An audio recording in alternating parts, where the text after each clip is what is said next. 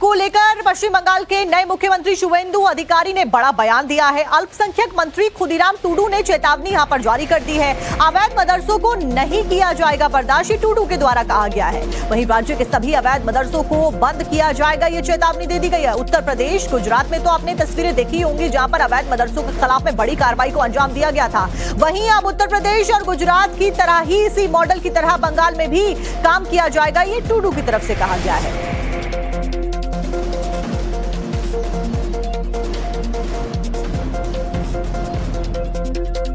না মুখ্যমন্ত্রী বলার পরে দেখছি নোটিশের উপর এসেছে স্বাস্থ্য দপ্তর, কি বলবেন বিষয়টা নিয়ে? হ্যাঁ, সবাই মিলে, শুধু মুখ্যমন্ত্রী সমস্ত ক্যাবিনেট মিনিস্টার এবং সবাই মিলে, আধিকারিকরা সবাই মিলে আমাদের যেটা বিগত দিনে যে সমস্যাগুলো আছে সেটা আমরা দূর করব এবং আগামী দিনে ভালো একবারে ইউপি ডবল ইঞ্জিন সরকারের যে দিশা এবং গুজরাট আর ইউপি মডেলে এই পশ্চিমবাংলা চলবে।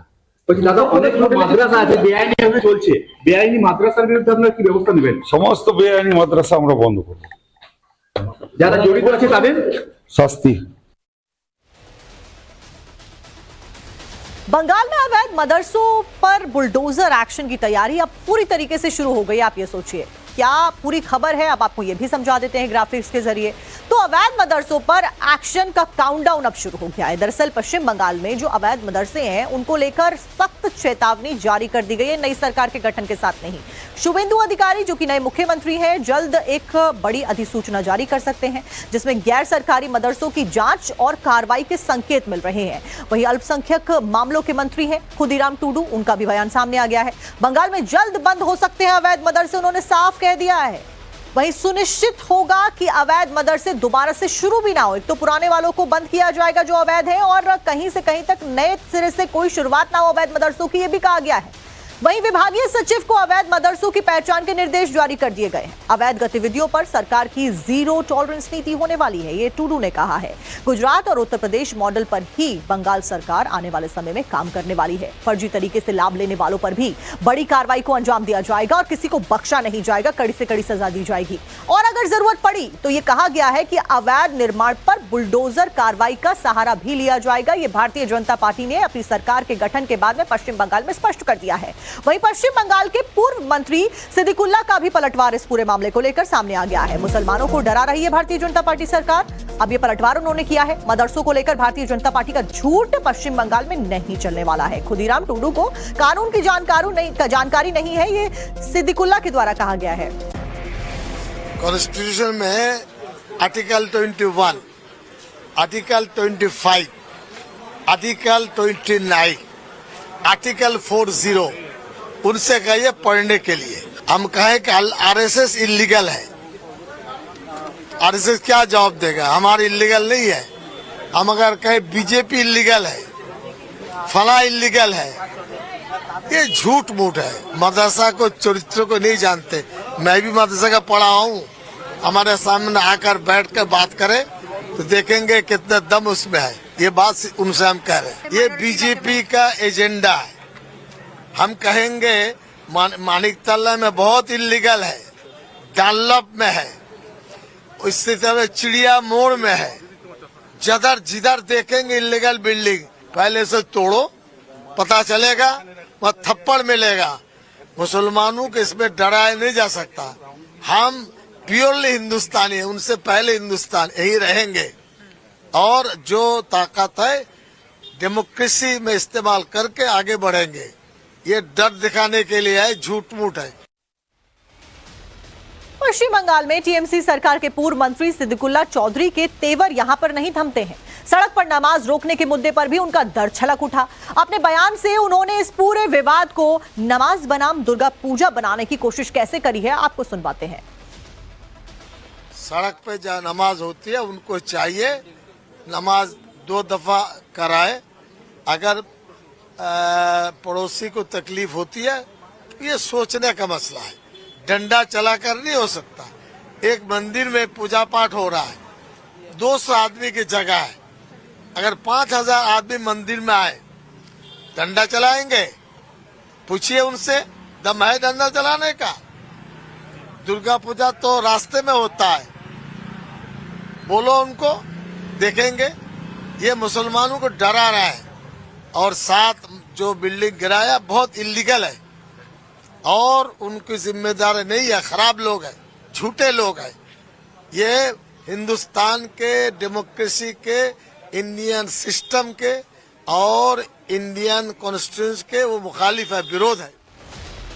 अवैध निर्माण को लेकर शुभेंदु अधिकारी के एक और मंत्री हैं जिनका बयान सामने आया। दिलीप घोष ने बुलडोजर कार्रवाई के संकेत दे दिए हैं। अवैध निर्माण पर अब बुलडोजर से कार्रवाई की जाएगी। जहां जहां अवैध निर्माण वहां चलेगा बुलडोजर। आप देखिए कि जैसे उत्तर प्रदेश और गुजरात और अन्य बीजेपी शासित राज्यों में बुलडोजर की गरज देखने को मिली, अब उसी तर्ज पर पश्चिम बंगाल में नई सरकार के गठन के बाद में भारतीय जनता पार्टी ने यह फैसला कर लिया है कि यहां पर भी अवैध निर्माण को बुलडोजर के जरिए ध्वस्त किया जाएगा। दिलीप घोष ने और क्या कुछ कहा, आप सुनिए। देखिए, बुलडोजर तो पूरा देश में चलेगा। जहां जहां अवैध रूप से निर्माण होगा, दखलदारी होगा, बुलडोजर चलेगा। और हमारी बंगाल की सरकार, जो नई सरकार आई है बीजेपी की, पहले दिन से ये काम हमने शुरू किया है। तो इसीलिए जो भी इस प्रकार अवैध काम में लिप्त है, उनसे मेरा निवेदन है कि आप वैध रूप से व्यवसाय करिए, सब सहयोग सरकार करेगा आपको। अवैध रूप से जो काम कर रहे हैं वो अपने आप वहां से हट जाए कि हमें तकलीफ उठाना ना पड़े, उनको भी तकलीफ ना हो।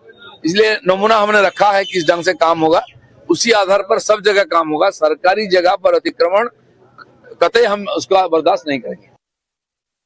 पर ज्यादा जानकारी लेकर आसनसोल से ही पश्चिम बंगाल से पुलकित नागर हमारे सहयोगी हमारे साथ में जुड़ गए हैं।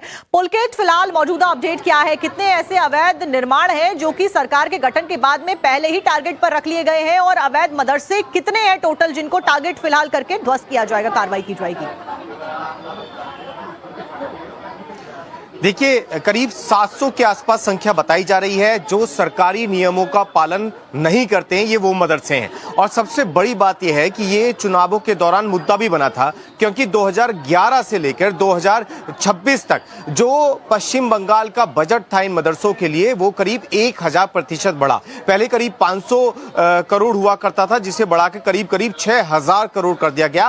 और यही मुद्दा बना कि तुष्टीकरण की राजनीति पश्चिम बंगाल के अंदर अब नहीं चलेगी, और इसीलिए सरकार की तरफ से ये साफ कर दिया गया है कि आने वाले दिनों में जो संख्या 700 बताई जा रही है जो सरकारी नियमों का पालन मदरसे नहीं करते हैं, उन पर कार्रवाई की जाएगी और इनके तमाम रिकॉर्ड्स खंगाले जाएंगे। क्योंकि जो बजट बढ़ाया गया 6000 करोड़ का करीब बजट हो गया, उसमें यह भी कहा जा रहा है कि इन मदरसों को भी उस बजट का लाभ मिला, तो वो पैसे कितने इन तक पहुंचे, किस तरीके से, किस रूट के जरिए इन तक ये पैसे पहुंचाए गए, सरकारी खजाने पे किस तरीके से लूट हुई, इस पर तमाम पर कार्रवाई होगी और इनका पूरा रिकॉर्ड बनाकर इन पे एक्शन लिया जाएगा। दूसरी सबसे बड़ी बात ये आ रही है कि बहुत सारे अवैध निर्माण हुए हैं जिन पे सरकारी जमीनों पर कब्जा किया गया, और साथ ही कोशिश ये की गई कि सरकारी नियमों की धज्जियां उड़ाते हुए ये लोग दिखे, तो उन पर भी बुलडोजर एक्शन होगा, ये सरकार की तरफ से साफ कर दिया गया। यानी कि पुलकित, फुल ऑन एक्शन प्लान पूरी तरीके से तैयार है, बस अब कार्रवाई का इंतजार किया जा रहा है। और यही चेतावनी बीजेपी के तमाम जो नेता फिलहाल सत्ता में बैठे पश्चिम बंगाल में, वो संकेत देते हुए नजर आ रहे हैं। बहुत बहुत शुक्रिया पुलकित आपका जानकारी देने के लिए। और चलिए इसी के साथ में आप पश्चिम बंगाल की ही बात कर लेते हैं, जहां पर आसनसोल में